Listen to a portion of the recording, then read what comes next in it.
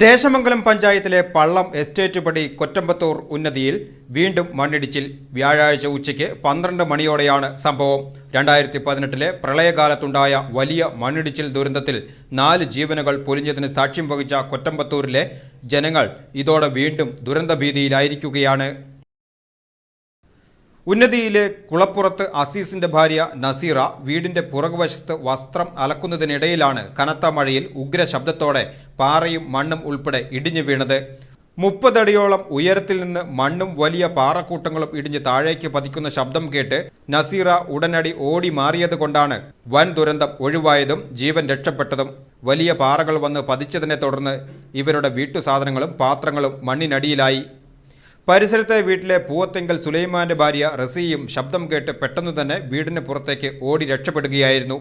2018 August 15-നുണ്ടായ സമാനമായ മണ്ണൊലിപ്പിലും ഉരുൾപൊട്ടലിലുമായിരുന്നു പ്രദേശത്ത് 4 പേർ മരണപ്പെടുകയും 35ഓളം കുടുംബങ്ങളെ അടിയന്തരമായി മാറ്റിപ്പാർപ്പിക്കുകയും ചെയ്തത്. ഇതിൽ ഉൾപ്പെട്ട 19 കുടുംബങ്ങൾക്കായി സർക്കാർ 2 ഏക്കറോളം ഭൂമി കണ്ടെത്തുകയും 5 സെന്റ് വീതം നൽകി 450 സ്ക്വയർ ഫീറ്റിലുള്ള വീടുകൾ നിർമ്മിച്ചു നൽകുകയുമായിരുന്നു. ബാക്കിയുള്ളവർക്ക് മറ്റ് സംഘടനകളുടെ സഹായത്തോടെയാണ് വീട് ലഭിച്ചത്. എന്നാൽ സർക്കാർ നിർമ്മിച്ചു നൽകിയ ഈ കൊറ്റമ്പത്തൂർ ഉന്നതിയിലെ ചിന്ന, പ്രേമ എന്നിവരുടെ വീടുകളാണ് ഇപ്പോൾ വീണ്ടും തകർച്ചാ ഭീഷണി നേരിടുന്നത്. ഒരു 11:30-12 നല്ല ചെറിയൊരു മഴയും കാറ്റൊക്കെ ഉണ്ടായി. അപ്പോൾ ആ ഭാഗം ഞങ്ങളുടെ മേൽഭാഗം ആദ്യം ഇടിഞ്ഞുണ്ടായിരുന്നു. അതിൻ്റെ അപ്പുറം വെച്ചിട്ട് ഒന്നിടിഞ്ഞു. നല്ല കല്ലും മണ്ണും ഒന്നിക്കാൻ ഇടിഞ്ഞത്. ആദ്യം ഒരു വലിയൊരു പാറ വന്ന് വീണത്. അപ്പോൾ അതിൻ്റെ താഴെ അടുത്ത് വിട്ട ആസിക്കാൻ്റെ ഭാര്യ നസി തിരുമ്പായിരുന്നു. അപ്പോൾ ഞാൻ അവിടുന്ന് വേഗം ഞങ്ങൾ ഓടി അവിടെ ഓടി രക്ഷപ്പെട്ടു. പക്ഷേ വലിയ കല്ലും പാറയും കൂട്ടാൻ വീണത്. കഴിഞ്ഞ പ്രാവശ്യം പഞ്ചായത്ത് കുറച്ച് നേരക്കി തന്നതാണ്. അത് കുറച്ച് ഭാഗം മാത്രമേ നേരക്കിയിട്ടുള്ളൂ. പകുതി ഭാഗം മാത്രമേ നേരക്കിട്ടുണ്ടെന്നുള്ളൂ. ഇപ്പം ഇന്ന് അതിൻ്റെ ഇപ്പുറത്തെ സൈഡാണ് മറിഞ്ഞു കിടക്കുന്നത്. അപ്പോൾ നമ്മുടെ വീടാണ് തൊട്ട് താഴത്തുള്ളത്. നമ്മുടെ വീട് മാത്രമല്ല, 2-3 വീട് തൊട്ടപ്പുറത്ത് ഉണ്ട്. അവിടേക്കൊക്കെ പാറൊക്കെ വീണ സമയത്ത് ഞങ്ങൾക്ക് തന്നെ ജീവനൊക്കെ ഭയങ്കര ഭീഷണിയാണത്. അപ്പോൾ ഇതിനെതിരെ പഞ്ചായത്ത് എന്തെങ്കിലും നടപടികൾ സ്വീകരിക്കണം എന്നാണ് പറയാനുള്ളത്. പിന്നെ കുട്ടികളും പ്രായമായ ആൾക്കാർ താമസിക്കുന്ന സ്ഥലമാണ് അവിടെ.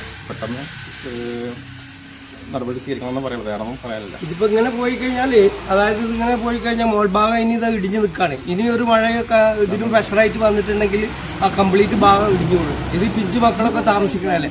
അത് കാര്യമായി അന്വേഷിച്ചിട്ട് അതിൻ്റെ ആൾക്കാരും കാര്യങ്ങളും വന്നിട്ട് പെട്ടെന്ന് വന്നിട്ട് ഇത് അന്വേഷിച്ചിട്ട് എന്താ വേണ്ടതെന്നുള്ളത് ഈ എത്രയും പെട്ടെന്ന് അതിന് നടപടി എടുക്കണമെന്നാണ് നമുക്ക് പറയാനുള്ളത്.